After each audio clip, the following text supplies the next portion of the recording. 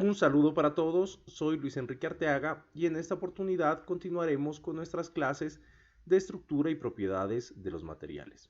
En el encuentro anterior mirábamos que tanto las propiedades de enlace de los átomos como las microestructuras que ellos forman, así como parámetros macroscópicos debidos a la porosidad o efectos superficiales, van a determinar el comportamiento de los diferentes materiales.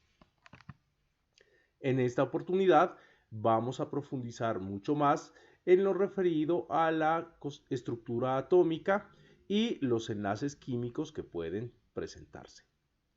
Partamos diciendo que la materia está constituida por átomos que corresponden a partículas indivisibles, salvo a reacciones nucleares de fusión y fisión que nos permiten evidenciar el comportamiento de las subpartículas atómicas. Estos átomos, al combinarse, dan lugar a un infinito número de compuestos químicos. Sin embargo, el número de átomos distintos que existen en el universo no es mayor a un centenar. A nivel teórico, nosotros hemos organizado estos átomos dentro de la tabla periódica, la cual los ordena a partir de su número atómico creciente y los agrupa en filas y columnas de acuerdo a características similares. En la figura podemos apreciar la tabla periódica de los elementos.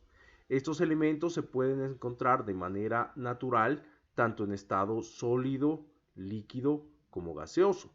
Sin embargo, el mayor porcentaje de elementos químicos los encontramos en forma combinada en estado sólido.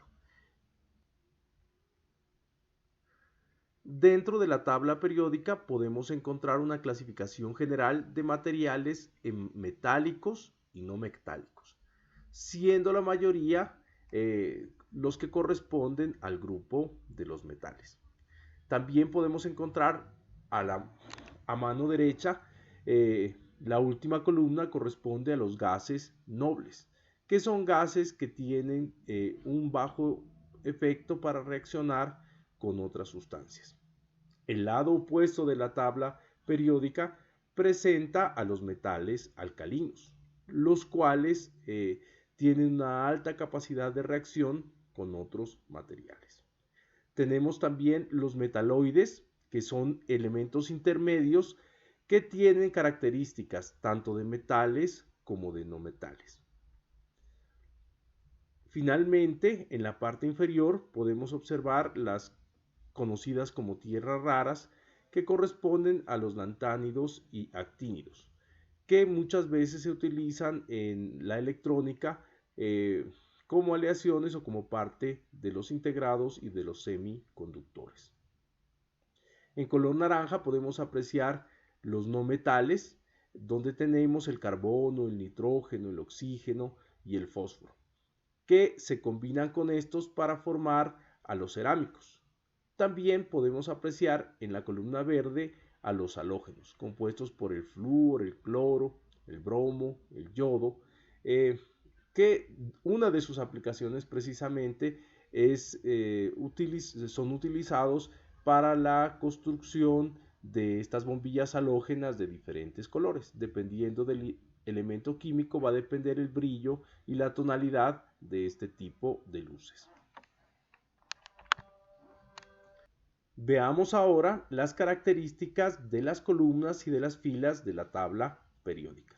En el caso de las columnas, cada columna representa un grupo de elementos, los cuales tienen características similares, como hablamos anteriormente de los alcalinos y los gases nobles, que manejan propiedades similares.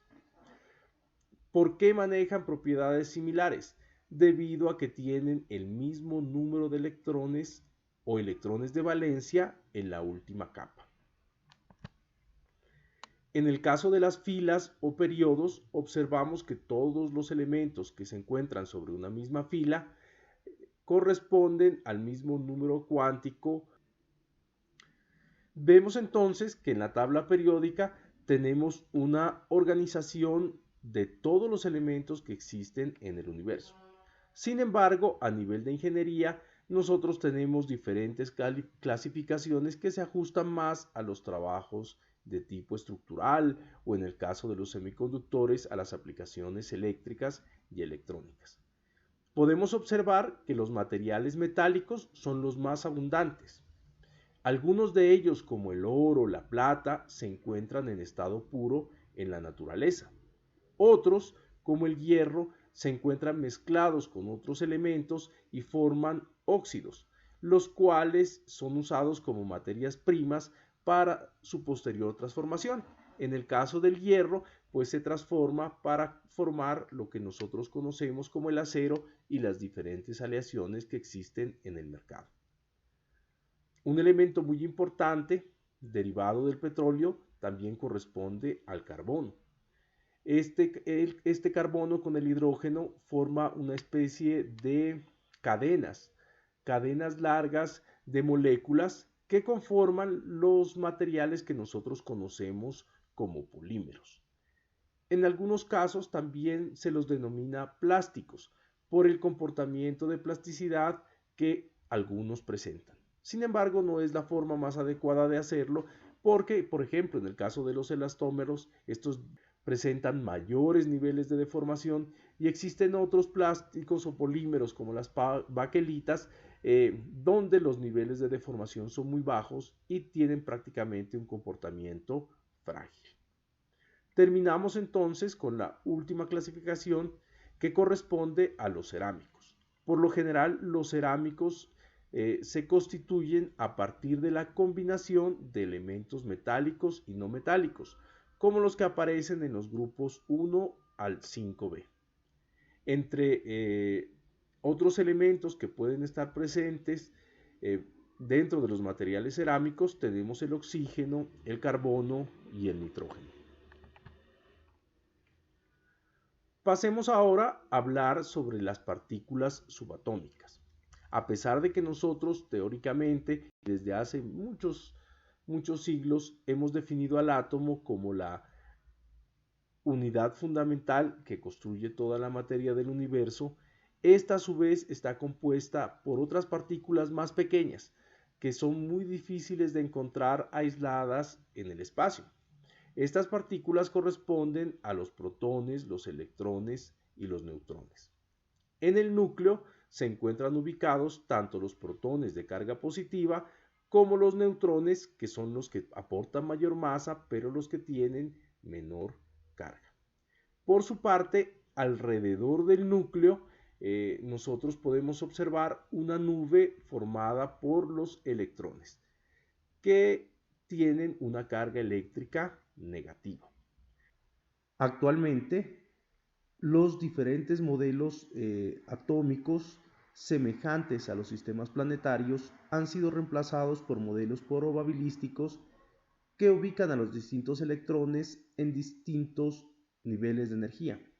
Cada nivel tiene un número máximo de electrones que puede alojar. Sin embargo, estos se pueden mover entre distintos niveles emitiendo o absorbiendo fotones. Pasemos ahora al concepto de enlace atómico. Salvo los gases nobles que se ubican a mano derecha de la tabla periódica, la mayoría de los elementos nunca se encuentran solos en la naturaleza. Siempre están unidos con otros, ya sea iguales o distintos, mediante lo que se conoce como enlace químico. Un enlace químico es el responsable de las interacciones atractivas entre átomos y moléculas. En la naturaleza podemos apreciar tres modelos diferentes de enlace químico: un enlace covalente, un enlace iónico y un enlace metálico. Dependiendo del tipo de enlace, también van a variar las características de los materiales que se generan. En todos los casos, los modelos dicen que el átomo tiende a perder o ganar electrones externos para conseguir que su capa más externa se complete. En el caso de los elementos a la izquierda de la tabla periódica, son elementos altamente reactivos debido a que tienen un bajo número de electrones en su última capa. Esto hace que ellos busquen ceder estos electrones. cerca de, o las columnas más cercanas a, a la mano derecha van incrementando el número de electrones y por lo general ellos lo que tienen una tendencia es a ganar electrones para completar los máximos de su nivel de energía. Los gases nobles son tan estables porque precisamente son los únicos que tienen completo su nivel de energía en el último nivel. Existen situaciones, sin embargo, intermedias, donde la tendencia de los átomos es a compartir esos átomos de valencia de su última capa. En este caso estamos hablando de un enlace de tipo covalente, donde, como les decía, los átomos se comparten los electrones de valencia. Estos electrones pasan a una nueva órbita que gira alrededor de los dos núcleos. Los enlaces covalentes son propios tanto de átomos de la misma clase como de átomos diferentes. En su mayor parte a la derecha de la tabla periódica entre las columnas 6 y 7, que no quieren ceder electrones. Pueden dar origen a moléculas diatómicas, triatómicas, como el oxígeno, el nitrógeno o el agua. En la figura nosotros podemos observar un enlace covalente entre átomos de silicio. En A vemos un átomo de silicio con 4 electrones en su último nivel de energía. Este nivel acepta como máximo, es el segundo nivel, acepta como máximo 8 electrones para tener su orbital lleno y ser o lograr la estabilidad. En B vemos cómo diferentes átomos de silicio se agrupan con el fin de compartir los electrones de la última capa y poder completar los 8 que son necesarios para llegar a un estado estable. ¿Cómo los comparten? Estamos hablando de un enlace de tipo covalente. Los enlaces covalentes son direccionales, es decir que geométricamente en el espacio requieren de una disposición de cada uno de los átomos. En este caso se forma una estructura tetraédrica, como la pueden apreciar en C, con ángulos de 109,5 grados, encontrado entre cualquier par de enlaces covalentes. Los enlaces covalentes son muy fuertes. Como resultado, los materiales que tienen este tipo de enlace son muy duros y resistentes. Existen muchísimos materiales, pero como ejemplos traemos el diamante, el carburo de silicio, el nitruro de silicio o el nitruro de boro, que tienen enlaces covalentes. Muchos de estos materiales se utilizan en ingeniería como recubrimientos para herramientas de corte como brocas. Estos materiales también exhiben puntos de fusión muy altos, es decir, que tienen una elevada resistencia a la temperatura, que puede ser una ventaja en muchas aplicaciones. Sin embargo, también requiere de altísimas temperaturas para su procesamiento, lo cual en algunos casos representa un desafío para los procesos de ingeniería. Veamos ahora el enlace iónico. Este es un enlace que no tiene mucha aplicación en materiales estructurales. Cuando está presente más de un tipo de átomo en un material, unos de ellos pueden donar electrones de valencia a un átomo distinto para llenar la capa externa del segundo átomo. Entonces miren que en este caso no se comparten, sino que se donan los electrones de valencia. Ambos átomos tienen ahora niveles de energía externos llenos o vacíos, pero han adquirido una carga eléctrica. Si observamos la figura, en el caso de la sal común, que es la que podemos apreciar, observamos que los átomos de sodio o el átomo de sodio tiene un último electrón en la capa externa. Como solo es uno, la tendencia va a ser a cederlo. ¿A quién lo va a ceder? Al átomo de cloro, que solo le falta uno para completar el máximo número de electrones en la capa correspondiente. Observamos entonces que al perder un electrón se desbalancea la carga y el ion de sodio adquiere una carga positiva. Por su parte, el ion de cloro, al sumársele un electrón, se desbalancea su carga nuevamente y tiene una carga negativa. El enlace iónico produce intercambio de electrones, pero en este caso los átomos quedan cargados con carga positiva y negativa. Por ejemplo, la atracción entre los iones de sodio y cloruro produce cloruro de sodio o sal de mesa, donde se crea un enlace iónico entre dos átomos diferentes con distintas electronegatividades. Cuando el sodio dona un electrón de valencia al átomo, se convierte en un ion y ocurre una atracción de forma de enlace iónico.